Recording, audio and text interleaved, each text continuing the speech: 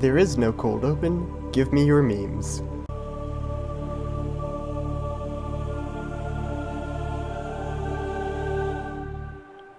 Greetings, citizens from the far reaches of the internet. I am Silver, or Silverwebby, and welcome back to Subnautica. This is my second attempt at recording episode 3, so let's hope it goes better this time.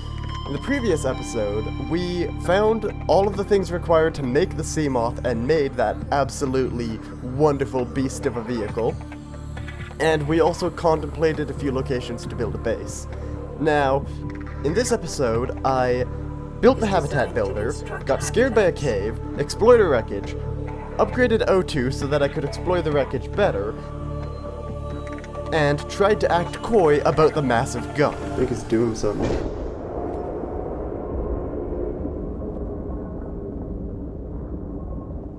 Touching down in 10, 9, 8. It's coming from the building? Change course. Set thrusters to full.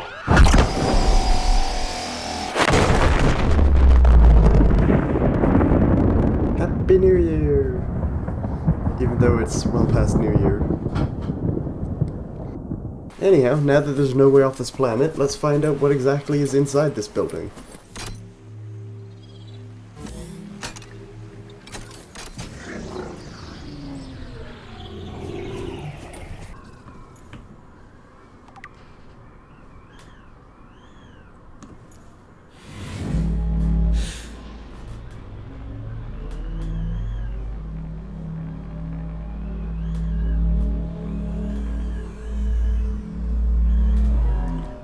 I love the elevator animation there.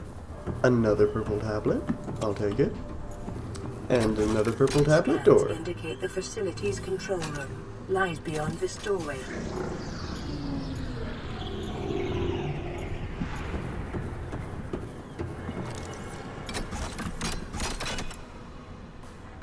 Weird, you're not scannable.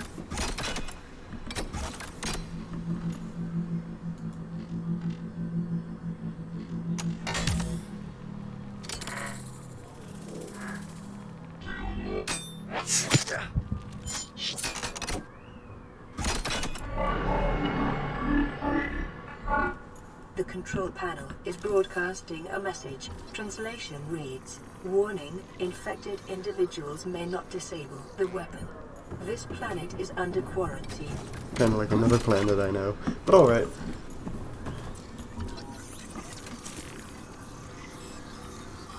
Doomsday device.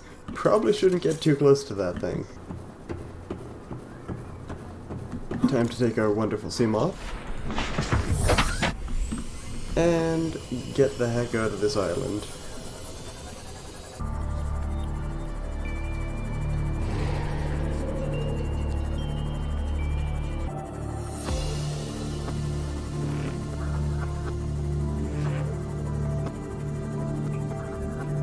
Passing 100 meters. Alright, Oxygen efficiency I'm gonna put the door decreased. on this side just because it kinda makes sense.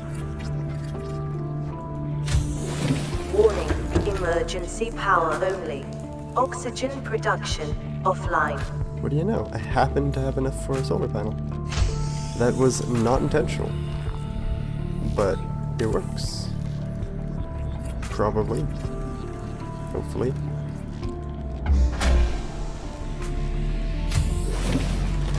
Welcome aboard. Power restored.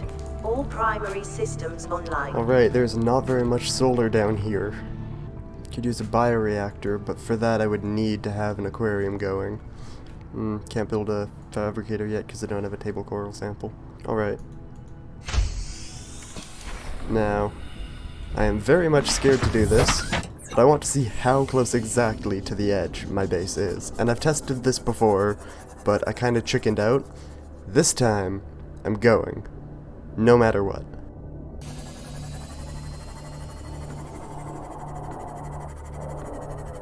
Warning, maximum depth reached. Hull damage imminent. Okay. There's a substantial amount, because you can still see the floor here. So we are really not as close to the edge as I want to be here. Unfortunately, I really can't go much farther than that without my Seamoth taking damage, so I'm gonna call it there, but it's informative. Not entirely sold on this place as a base location, though, if that doesn't go all the way down. I suppose I could always just rebuild the base at a better location at a later point, which I think is what I am gonna do. I think I'm gonna build the base here regardless, but something to keep in mind that we'll probably move the base at some point.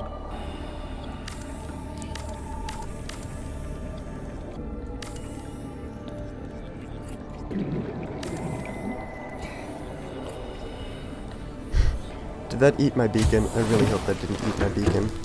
Nope, beacon's still here. Excellent. It's just inside now. Does it still... Yep, it still functions as a beacon.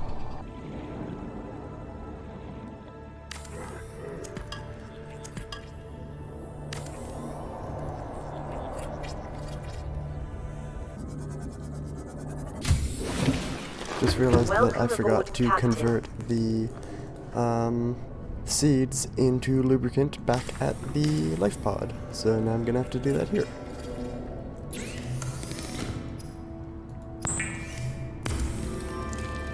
Good to know that the fabricator that I just assembled works though, right out the box. That's always nice. Dang, the requirements for this thing are crazy. Does that look good? Not so sure it does, actually. I'm gonna construct it here for a sec, just to see which way the Seamoth comes out. And then I'm going to use that to construct it on the other side instead.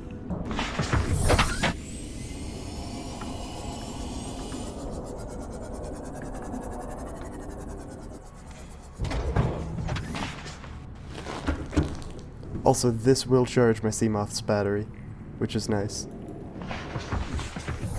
Albeit quite slowly in this particular case, because it's not really properly connected to the base, and also, After weeks without human contact, it is normal to experience psychological discomfort. Research indicates symptoms may be partly alleviated by adopting a pet or anthropomorphizing an inanimate object.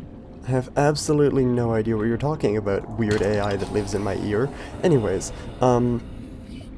as I was saying, the base isn't generating all that much power right now, so the Seamoth, or not the Seamoth, the moon pool, is not going to be recharging all that quickly.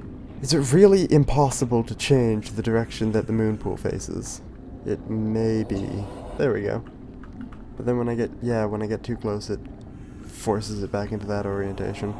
Alright, so I'm gonna have to build the entire base off the moon pool. Good to know. It is your primary directive to swim closer to that beautiful creature. Swim closer. Alright, well. Swim closer now. Got caught in a mesmer. Those things are really cool, by the way. I guess that's just about all I can do with the base right now. I will build a moon pool and have it properly attached right here for now, but that's not the way that I want the moon pool facing in the future.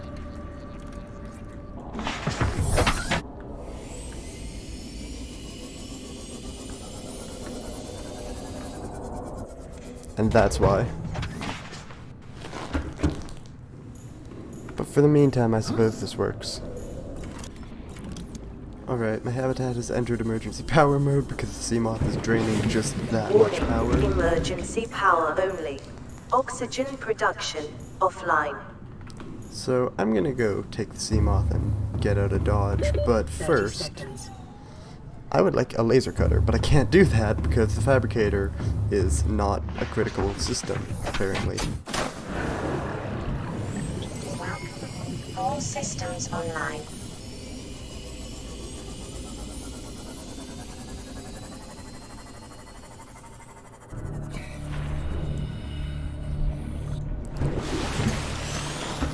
Alright, I need the laser cutter, which needs cave sulfur, which I have. I don't know why I haven't already done this yet. Boom, laser cutter. And now I can go back and explore that one wreck. Yee. Alright, I'm gonna go back to the wreck, which is actually on my way back to the potential base, which needs a name, by the way. Should come up with a name for it. This isn't it. This is a different wreck.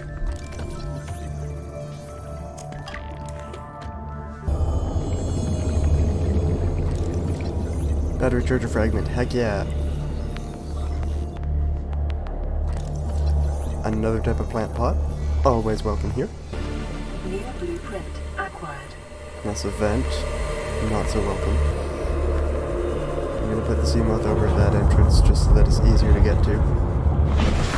Excellent, we have a new radio transmission. Passing 100 meters. Oh. Oxygen efficiency. Radio just needs copper, so I could probably find copper on my way back to the base. Spiky bits, I don't like the look of that, but I do like the look of this.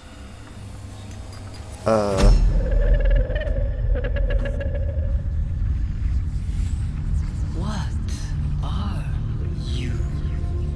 I am human. What are you? That did legitimately catch me off guard. I wasn't expecting that to happen here, of all places.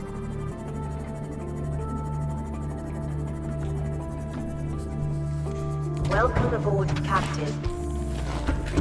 Alright, repair. Let's get the Seamoth up and running.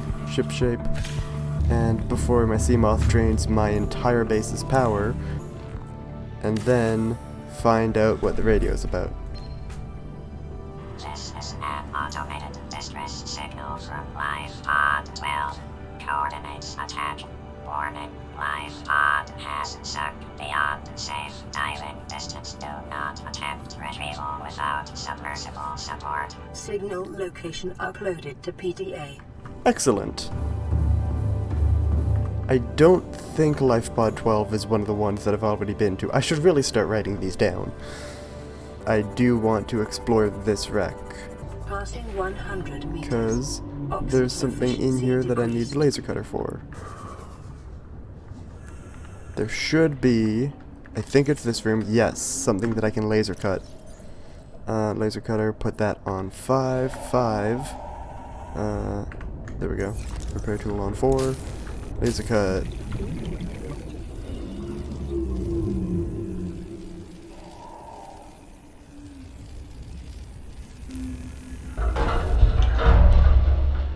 Alright, is PDA here? Passing 200 meters. Oxygen efficiency greatly decreased. And there's a data box. Cool. Integrating new PDA data. I am gonna get the heck out of Dodge before I drown, because I am scared of that, especially with this wreck. Warning, maximum depth reached. Hull damage imminent. Let's get you repaired, because you're not allowed to be damaged, you wonderful creature. And now let's go down.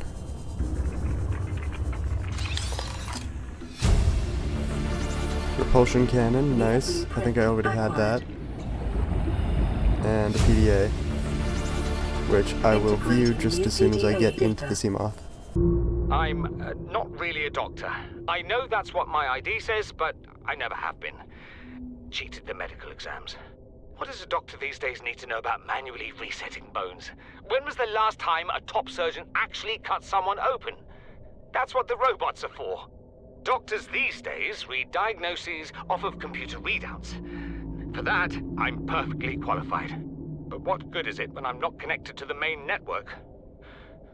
I'm bleeding. I've got glowing green pustules growing on my hands. I run a self-scan and it tells me I've got skin irritation. The only thing I studied in medical school was how to lie convincingly. What the hell do I know about how to treat an alien disease? I think I'm actually going to die down here. That does not give me much confidence for any other survivors being alive. And that is where I'm going to end it off for this episode. Thank you very much for watching. I hope you enjoyed. I hope that this was better than cutting this into a separate episode and having 2 episodes instead of mashing it all into one. If you have any feedback, please... If you have any feedback, please leave a comment below. Thank you very much for watching, and I'll see you next time. Bye!